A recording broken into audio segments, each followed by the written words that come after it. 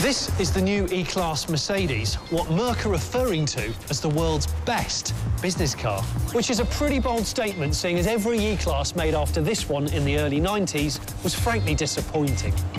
It's a little bit bigger than before. Prices start at 29 grand, and if your name's Tiger Faldo, you're going to be amazed to know you can fit 4 golf bags in the back of that.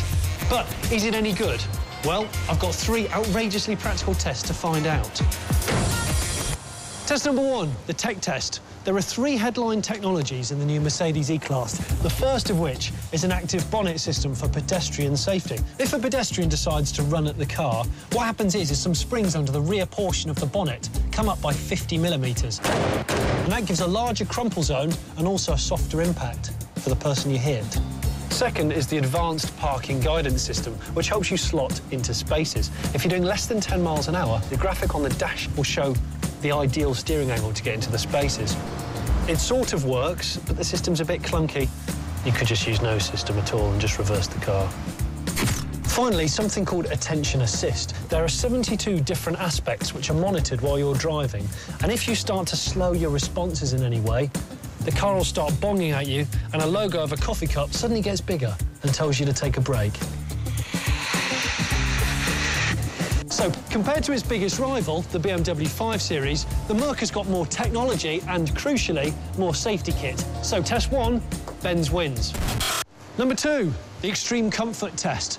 As much as we all like to think we want a rock-hard sports car, the actuality is we just want to waft about, feeling supremely pampered. And that's exactly what I'm going to do now. Is the Merc E a more relaxing car than the BMW 5? And I'm going to achieve that by strapping a heart rate monitor to my body and then doing some physical exercise and then climbing in the back of the cars and using them as a chill-out zone, seeing how my heart recovers.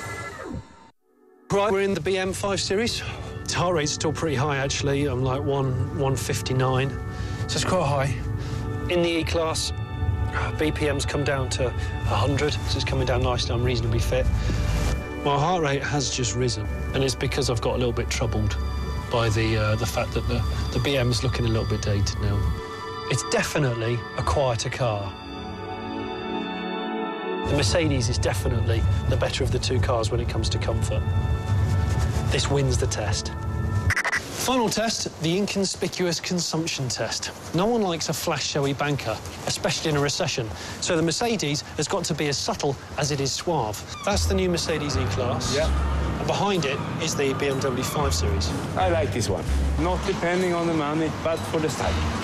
Normally I don't like BMWs at all, so okay. In comparison with that one, I think I do prefer the BM. Hi. I want to know your opinion on these cars.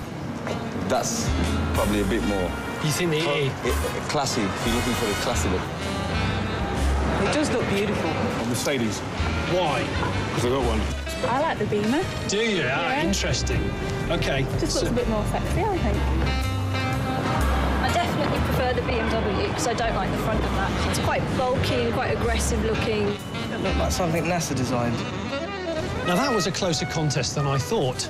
Overall, the Merc won the votes, but, crucially, I think the E is the car you'd probably want to be driven in.